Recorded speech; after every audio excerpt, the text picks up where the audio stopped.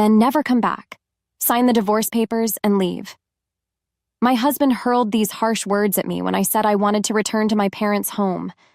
I gladly signed the divorce papers, and the divorce was finalized on the same day. That's how desperate I was to get away from my husband. After submitting the divorce papers, I reunited with my father in my parents' house. I told him about what led to my divorce. Without showing any anger, my father calmly listened to my story. Then he made a phone call and stood up, saying, "Let's go." I followed, standing up and getting into the car together with my father to retaliate against my ex-husband. My name is Elizabeth Turner. I'm a 51-year-old stay-at-home mom. I met my husband George in college and got married to him.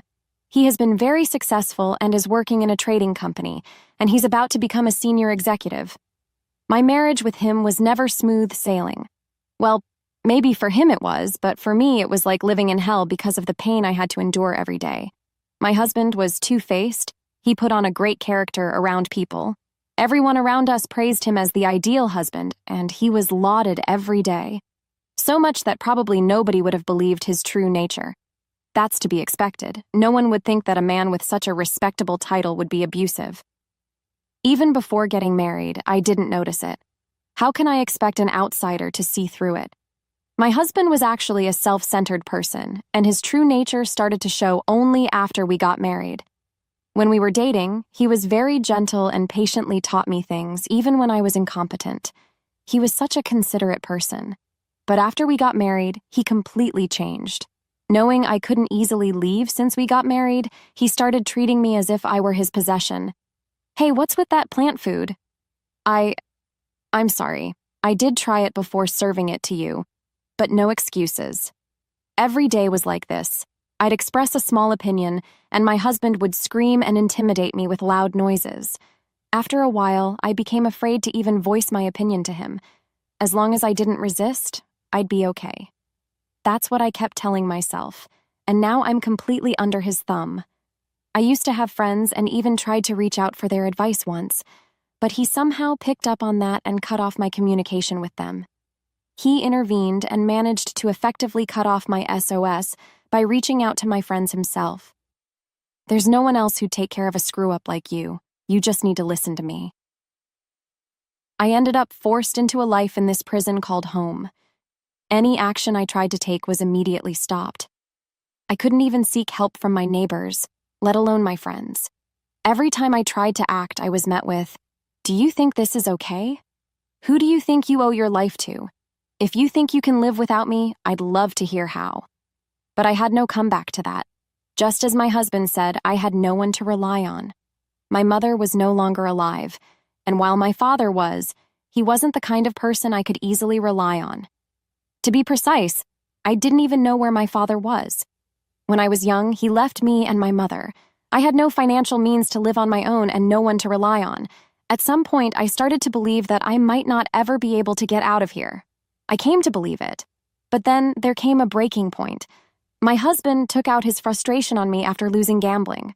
The sheer absurdity of it pushed me to my limit, and I decided to convey my desire to return to my mother's home, which she left for me. "Please, it's only for a little while.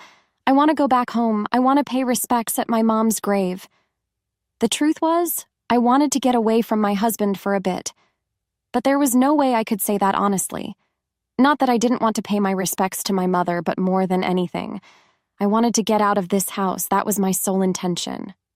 "No way. Would you show your face to someone who's already gone? They aren't even there. Stop this occult-like thinking. There's no need to go back." Without even looking at me, my husband continued to read the financial newspaper. I was at a loss for words at his demeanor. It was as if he didn't even consider me human anymore. I began to doubt if it was even possible to continue living with this man. Then, it was as if something inside of me snapped. When I responded coldly to my husband's words, it seemed to rub him the wrong way. He furrowed his eyebrows and shifted his gaze from the newspaper to me. "What's up with that tone? You really think you can talk to me like that?" "I don't care. I no longer consider you as human." "What did you say?" "Even if something happens to me because of this man, it doesn't matter anymore. If I could go to my mother, that would be enough. Maybe I had prepared myself to end everything inside me. That's why I was able to stand my ground against my husband, staring him down without backing off. Inside, I was terrified. It was my first act of defiance in a long time. It was inevitable that I would be afraid of someone whose actions were unpredictable. But I won't lose. I absolutely won't let myself be controlled by my husband anymore. I will be going back to my hometown. I didn't avert my eyes from my husband's glare, but looked straight into his eyes. I tried to act bravely so he wouldn't notice how scared I was. My husband was furious. He slammed down the financial newspaper on the table, went to the shelf of his work materials, and pulled out a piece of paper.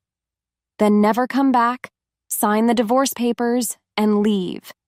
In his anger, he shouted profanities and thrust the divorce papers at me. Probably he thought I'd panic. There was no way I would react like that. On the contrary, I was ecstatic inside. I was so overjoyed. I felt like dancing for joy. However, I couldn't let him know that. It was a scene I'd been waiting for all these years. Now, I could finally be free. Maintaining my poker face, I simply replied, "Understood." Then, upon receiving the divorce papers, I promptly signed them and demanded his signature as well. Seeing this, he seemed taken aback, apparently shaken by the unexpected turn of events.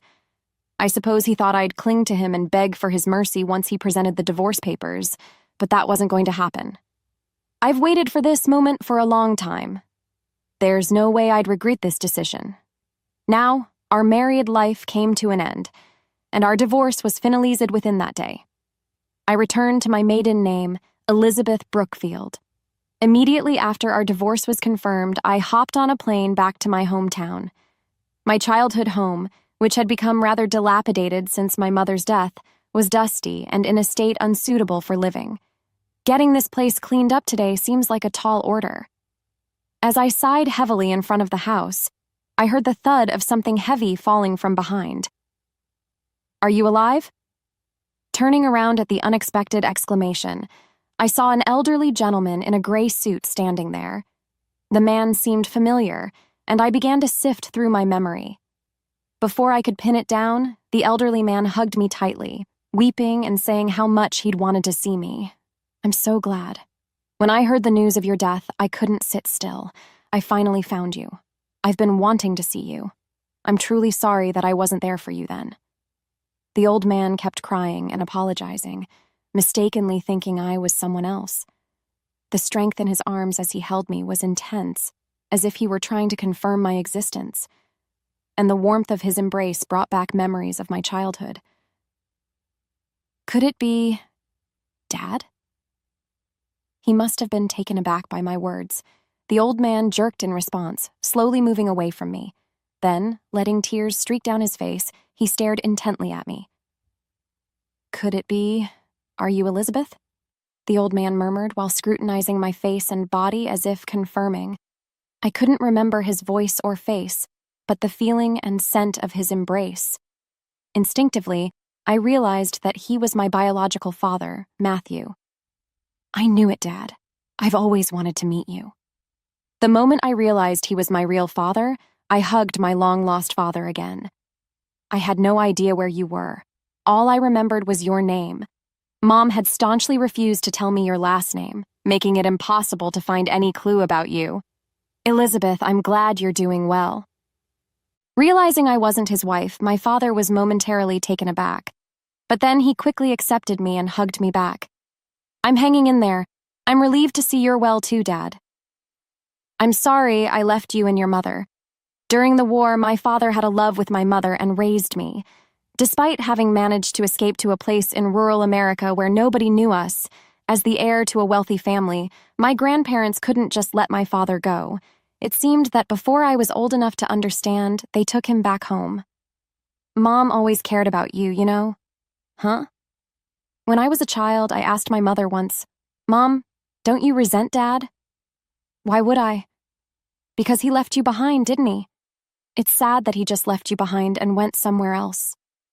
As I puffed out my cheeks and spoke, my mother stroked my head gently and smiled.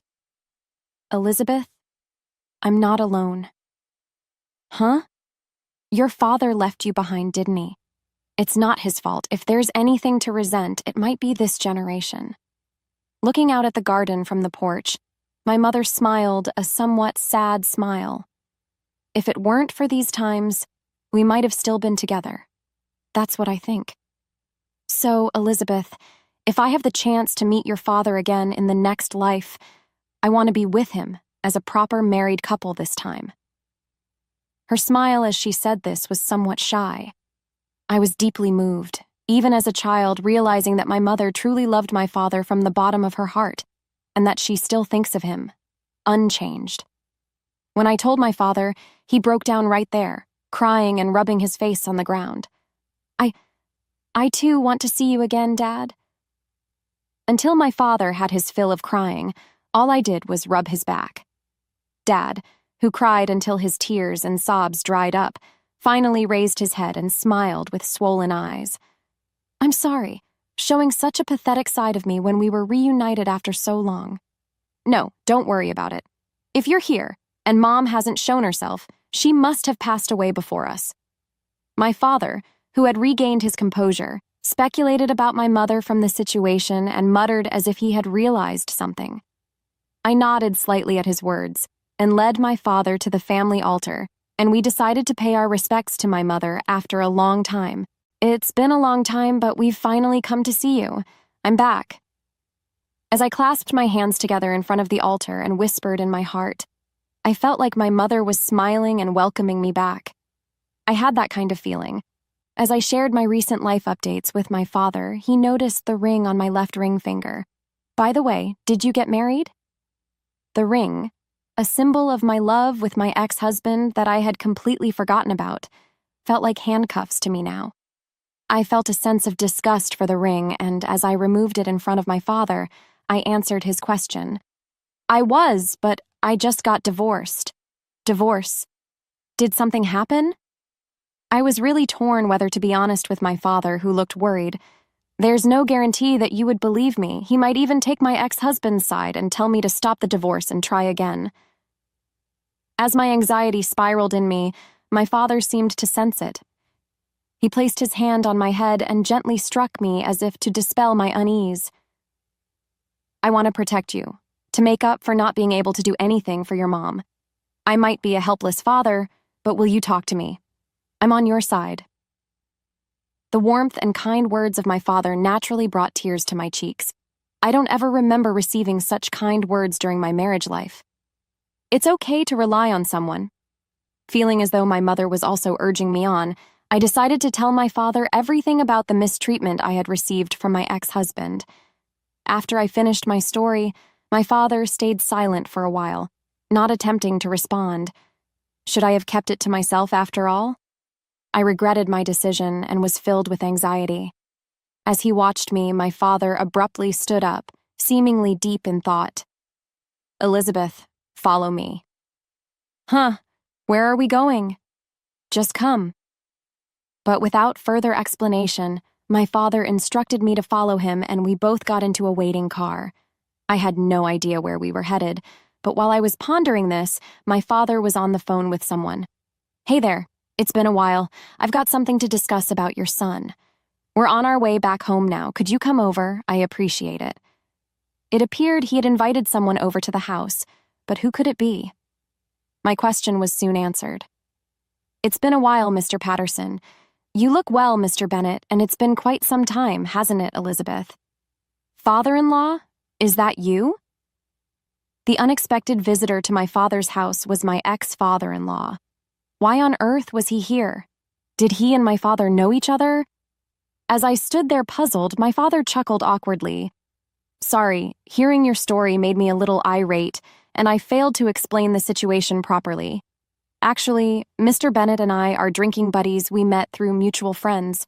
I knew he had a daughter, but I had no idea that it was you, Elizabeth. What a surprise. Laughter. My ex-father-in-law burst into hearty laughter, a stark contrast to my father, the gentleman. Who would have thought that these two very different men could be such good friends? Who could have imagined such a turn of events? As I sat there dumbfounded, watching them chat merrily, my father coughed lightly to get my attention. The reason I called Mr. Patterson here is that we need to discuss his son, your ex-husband.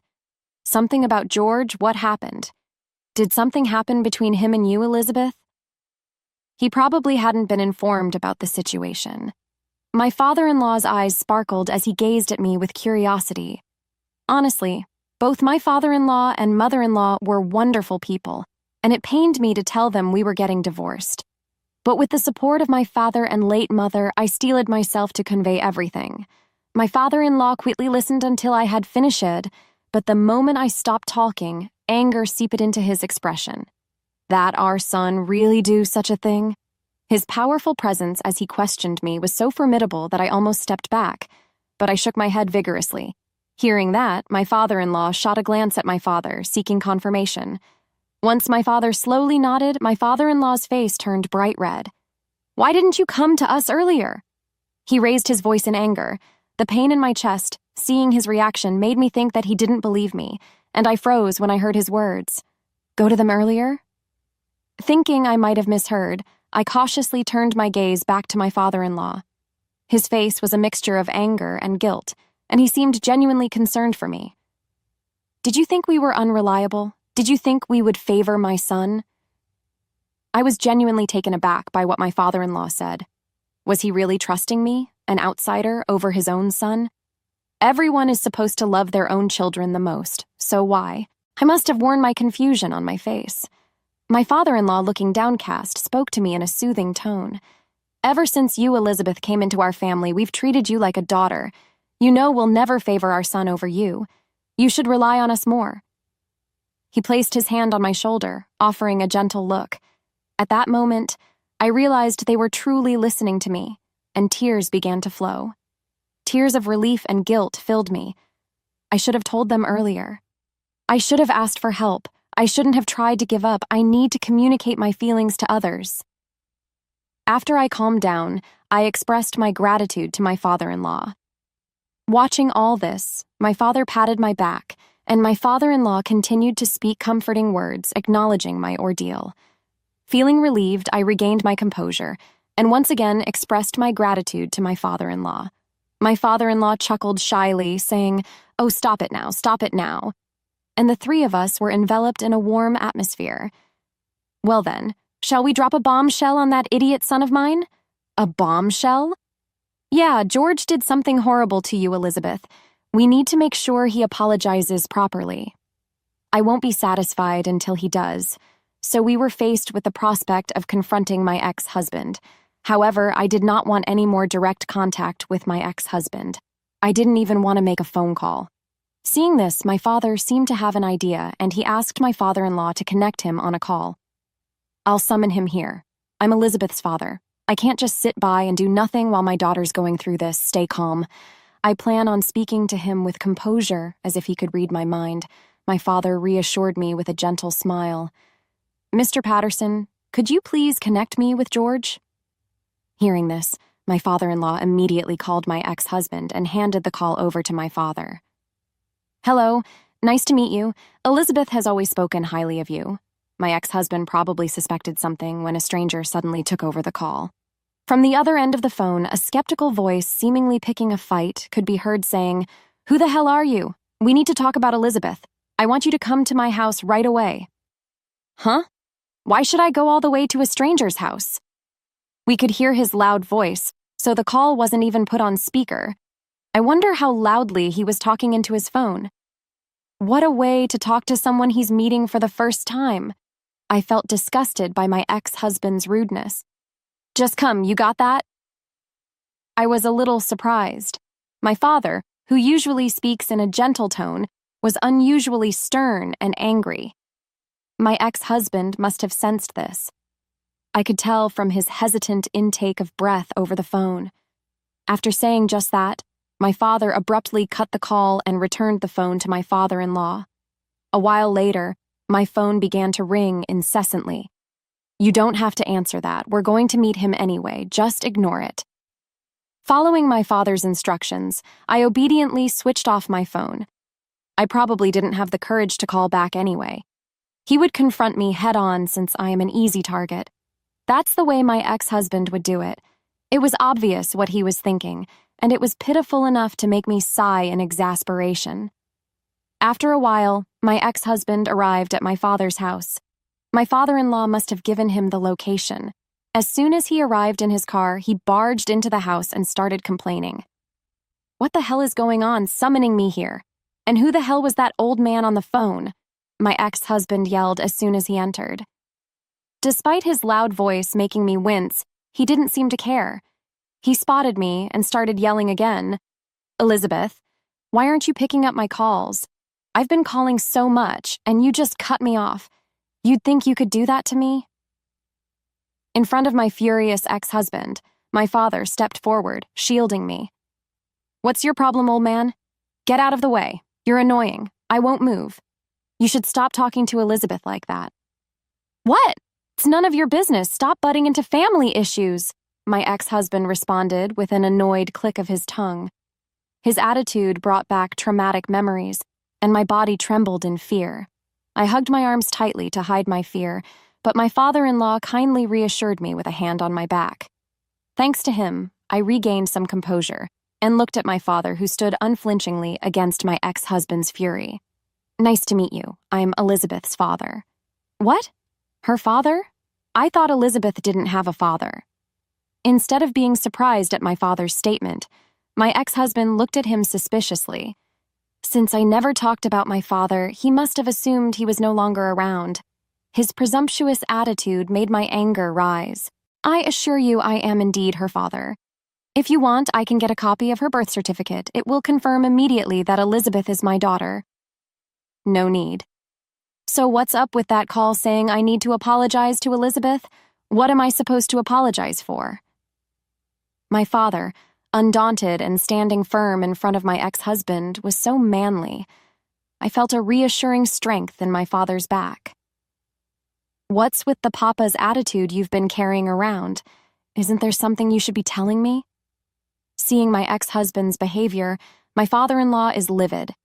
With his brows furrowed, he sends a fierce glare towards my ex-husband, speaking in a stern voice. The aura radiating from the towering giant is intimidating, making me feel nervous even though I'm not the one being scolded.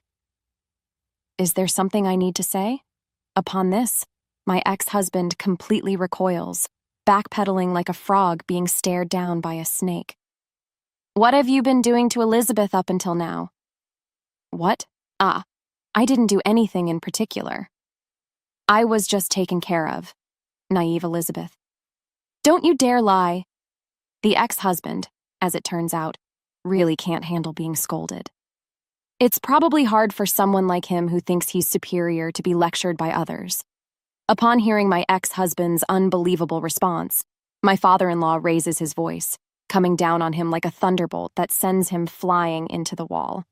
"Hi, naive, huh? It's you who doesn't understand anything about the real-world, kid. How dare you act all high and mighty to others? Have some shame." My father-in-law starts yelling at my ex-husband, releasing all the frustration I had been bottling up. Scared, my ex-husband steps back, stumbling over the sofa behind him and collapses into a sitting position. "Here, the reason you've been able to act so important in my company is all thanks to whom you think. Truth is, my ex-husband is employed at my father-in-law's company. My father-in-law built the company from scratch, and my ex-husband had been working there as a potential successor. The amount of work you do is minuscule, something any other employee could easily handle. You also have a life with Elizabeth. I only favored you because I thought if you didn't advance in your career, it would increase Elizabeth's burden." Hearing this truth from my father-in-law, I turned my surprised gaze towards my ex-husband. "You have been boasting to me all this time that the company can't function without me. Turns out that wasn't quite the case. I married such a pitiful man." I felt my ex-husband becoming smaller and smaller. "Perhaps it was a mistake to keep an inflated ego like you in the company, Dad." "What do you mean?" "I'm firing you." "What?" Certainly, I was astounded by the shocking statement, and so was my ex-husband. I thought it was an unrealistic proposal to suddenly talk about firing him. "But we have proof that you embezzled the company's money, George. I was planning to discuss this with Elizabeth, and now this. I'm done turning a blind eye to your foolish antics." One after another, George's misdeeds were being revealed. Even I, normally composed, was taken aback, looking at George with incredulous eyes. "Wait a minute, I admit I screwed up, Dad, and Elizabeth too. I was an idiot not appreciating what you've done for me. I was stubborn, and that was my mistake." It seems he finally understood the situation. George clung to me in tears, pleading pathetically for forgiveness. Looking down on him, I managed to maintain a polite smile. "Could you refrain from addressing me so casually, please?" My cold tone, unlike anything he had heard from me before, must have shocked him. He froze, merely looking up at me in surprise. "You and I are done. Please don't call me so intimately. Ideally, I'd rather you didn't touch me at all, Elizabeth. What the hell are you talking about?" He couldn't believe the resistance I was showing. This was the first time I, who had lived in fear of my ex-husband, had reacted this way. He seemed as shocked as if he'd been bitten by his own dog. It was comical. I couldn't help but let out a chuckle. "Oh, did you not hear me? Should I repeat myself then?" Bending down to my ex-husband, who'd collapsed in a heap, I whispered coolly into his ear. "Just seeing your face makes my skin crawl. Please disappear from my sight." With that one statement, I poured out all the grievances I had endured, and then I left my ex-husband's side. What followed happened in the blink of an eye. He was taken away by my father-in-law, a shell of a man, and even after returning home, he was constantly grilled. Both my father and I were astounded at George, who was experiencing a worse hell than a married life I endured. He truly got what he deserved. Thus, I exacted my revenge on my ex-husband and successfully cut him off. I hired a lawyer to fight for a hefty alimony in court after the divorce. I had been documenting all the emotional abuse I had endured and handed over the diary and the recordings I had made just in case. My ex-husband offered to resolve things by talking to me directly, but I firmly refused. I never wanted to see his face again. With the help of my lawyer, I ensured that I wouldn't have to meet him. Then I was informed that it was almost certain that I would win the case. I felt relieved and decided to fully enjoy the rest of my life. My father-in-law fired my ex-husband on charges of embezzlement and cut off all ties with him. My ex-husband cried and begged, but he was turned away at the door. They didn't even bat an eye at him. After that, I decided to live with my father. Through my father, I kept in touch with my father-in-law and others, and we are now closer than when we were married. At first, I was hesitant about living with my father. I thought it might be strange for me, an adult, to depend on my father. But then my father offered me some comforting words. "If you're okay with it, how about we spend the rest of our lives together in your mother's house?" With those words, my father and I embarked on many trips to make up for the time we couldn't spend together as a family. We traveled not only within the States, but also abroad. We wandered all over the country. I wanted to show my late mother, who loved to travel various beautiful sights, so we always carried a photo of her on our trips.